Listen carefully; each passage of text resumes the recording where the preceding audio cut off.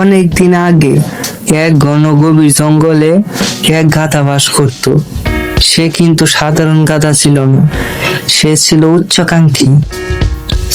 একদিন আমি চাঁদে যাব আর সেখান থেকে খরগোশকে উদ্ধার করে নিয়ে আসবো।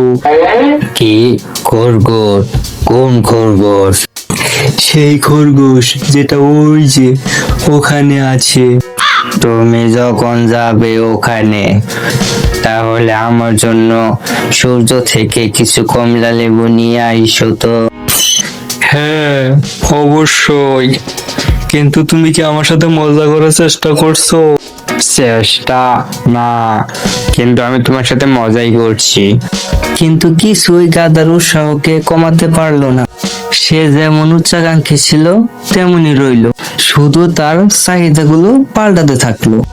তুমি জানো, আমি একদিন পাখিদের মতো উড়ে যাব, দেখবে একেবারেই তাই, ফুস করে উড়ে যাব, উড়ে যাব।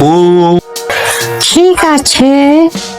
আর হয়তো আমি তোমাকে পিঠে করে নিয়ে যেতে পারি, যাতে তুমি বুঝতে পারো স্পিড কি। আচ্ছা বেশ। আর তারপর আমরা হয়তো বেশ ভালো, পরে দেখা হচ্ছে। বেচারা গাধা, জঙ্গলের কেউ ওর উৎসাহটা বুঝতেই চাইল না। কিন্তু প্রতিবারের মতোই সে নতুন কোনো উদ্দেশ্যে আবার স্বপ্ন দেখা শুরু করলো।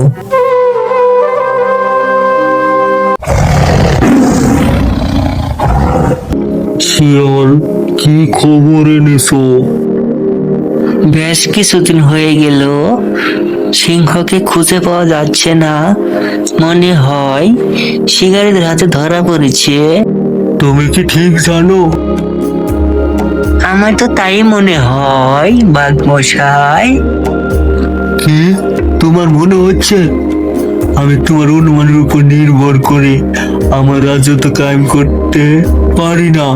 যাও, আমাকে সঠিক খবর এনে দাও, নয়তো সবার আগে আমি তোমাকেই খাবো। হ্যাঁ, যাচ্ছি যাচ্ছি বাঘ মশাই। গাধা লুকিয়ে লুকিয়ে তাদের কথা শুনছিল।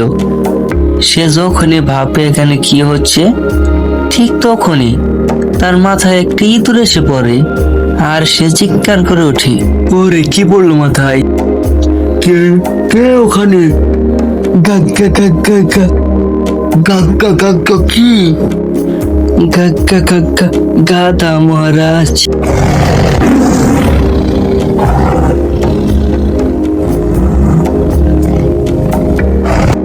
গাধা, বলো তো দেখি, আর এবার ছিলে কেন আমাদের কথায়? আমি একেবারে না মহারাজ, আমি তো একটা রাজকন্যাকে বিয়ে করব, তাই স্বপ্ন দেখতে দেখতে যাচ্ছিলাম মহারাজ। কি রাজকন্যা? তার মানে তুমি মানুষের রাজকন্যার কথা বলছো?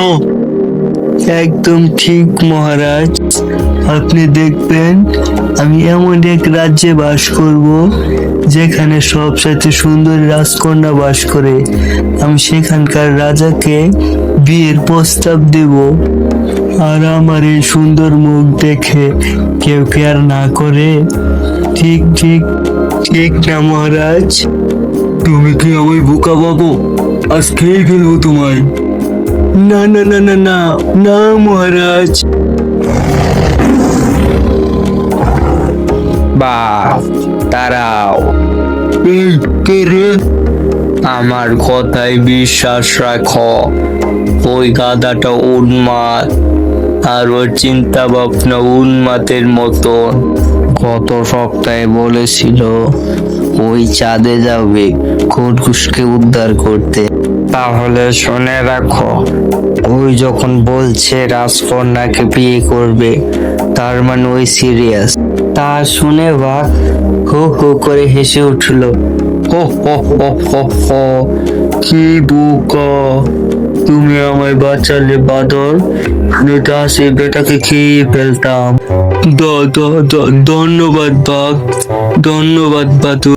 চলে যাও আমার মন বদলে ফেলার আগে। আর তখন বেচারা গাধা নিজের প্রাণ ফিরে পাওয়ার জন্য নিজের ভাগ্যকে ধন্যবাদ দিতে দিতে সেখান থেকে চলে যায়। এর মধ্যে জঙ্গলের অন্য পশুরা নিজেদের ধৈর্য হারাচ্ছিল। আমাদের রাজা নেই প্রায় 1 সপ্তাহ হয়ে গেল। এবার মনে হয় আমাদের ভাগ্যকে মেনে নিতেই হবে। না, এভাবে বলো না। আমাদের মহারাজা সিংহের যদি কিছু হয়ে থাকে তাহলে আমাদের বিপদ কম না। তাহলে বাঘ যে আমাদের ছেড়ে দেবে না। আমাদের সবারই প্রার্থনা করা উচিত আল্লাহর কাছে যেন আমাদের সিংহ রাজা তাড়াতাড়ি ফিরে আসে, না হলে আমাদের সবারই বিপদ। হে আল্লাহ, আমাদের রাজাকে ফিরে এনে দাও। আমরা জানি না সে কোথায় আছে। এই যে আমি কষ্টে অপমানে একা একা জঙ্গলে ঘুরে বেড়াচ্ছি, কেউ পাত্তাই দেয় না আমায়, সবাই আমাকে নিয়ে হাসে। একদিন আমি জঙ্গলের রাজা হব। হ্যাঁ, একদিন আমি জঙ্গলের রাজা হব। দাঁড়াও দাঁড়াও, ওটা কি? হা হা, ওটা কি পরে? গাধা গাছের তলায় সিংহের ছাল পড়ে আছে দেখে অবাক হয়ে গেল। সিংহ মহারাজের ছাদ, মনে হয় শিকারীরা বলে ফেলে গেছে। আর বেশি চিন্তা ভাবনা না করে গাধা সিংহের ছালটা পরে ফেলে আর নিজেই অবাক হয়ে যায়। হা হা হা, আমি হলাম সিংহ রাজা। দেখো আমায়, আমি জঙ্গলের রাজা। আমার মাথা উঁচুতে, আমি শক্তিশালী। দেখো আমায়। যেই না গাধা লাফ দিয়ে রাস্তায় এসে মনের আনন্দে গান গাইতে গাইতে হাঁটা শুরু করলো, ওই খেয়ালই করলো না যে অন্য পশুরা ওর পিছু পিছু হাঁটা শুরু করে দিয়েছে। রাজা ফিরে এসেছে, রাজা ফিরে এসেছে। কি? আমি এক্ষুনি দেখলাম তিনি জঙ্গলের মধ্যে দিয়ে হাঁটছে। ওই যে তিনি। এবং তক্ষুনি সিংহের ছাল পরা গাধাকে দেখে সবাই মাথা নত করলো। মহারাজ, আপনাকে স্বাগতম। দাঁড়াও, কি? রাজার মতো সম্মান পেয়ে গাধা তো ভীষণ অবাক হয়ে গেল। আমরা আপনার জন্য ভীষণ চিন্তিত ছিলাম মহারাজ। ও, আমি একটু ছুটি নেব ভেবেছিলাম। আর যাই হোক, আমি তোমাদের রাজা হয়ে ফিরে এসেছি। আর রাজা হিসাবে আমার প্রথম কাজ হলো বাঘকে এখান থেকে সরানো।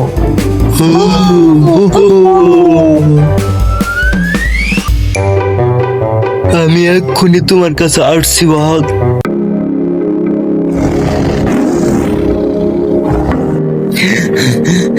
মহারাজ, মহারাজ, কি হলো? সিংহ ফিরে এসেছে আর সে আসছে আপনার কাছে। কি? আমি ওদের কথাবার্তা শুনেছি, ওনাকে খুব আলাদা আলাদা লাগছিল, আগের থেকে বেশ নির্ভীক। আমি বলি কি, আপনি বরং এবার পালান। প্রাণের ভয়ে বাঘ জঙ্গল ছেড়ে পালালো। আমাকেও আপনার সাথে নিন বাঘ মশাই। শিয়াল ওর পিছন পিছন পালালো। পশুরা তো এই খবর শুনে খুব আনন্দিত হলো। তারা এই আনন্দে নতুন রাজার নামে জয়ধ্বনি দিতে থাকলো। আর এই না দেখে গাধা তো ভীষণ খুশি। সে আর না ডেকে থাকতে পারলো না, আর মনের সুখে জুড়ে জুড়ে চেঁচিয়ে উঠলো, হ্যাঁ, হ্যাঁ, হ্যাঁ। সব পশুরা থমকে গেল। কি? তুমি সিংহ মহারাজ না? তুমি তো ধোঁকাবাজ। আমি খুব দুঃখিত।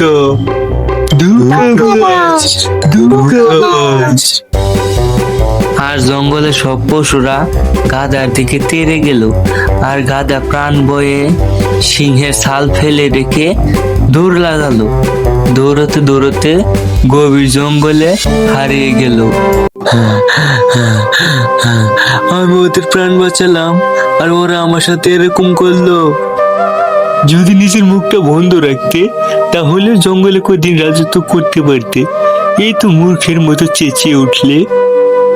এখন আমি কি করব? কোথায় যাব? প্রথমত তুমি দিবা স্বপ্ন দেখা বন্ধ করো, আর তুমি যা তাই হয়ে থাকার চেষ্টা করো। আর দ্বিতীয়ত, জামা কাপড় পরে বোকা বানানো যায়, কিন্তু যদি তুমি মুখ খুলো তাহলে বিপদ। গাধা কাঠবিড়ালির কথা বুঝতে পারলো আর দুঃখে মাথা নেড়ে সেখান থেকে চলে গেল। আর সেদিন থেকে গাধা তার অবান্তর ইচ্ছাগুলো ছেড়ে অনেক পরিশ্রম করতে লাগলো। সাবধানে থাকতে হবে। আমিও একদিন রাজা হয়েছিলাম।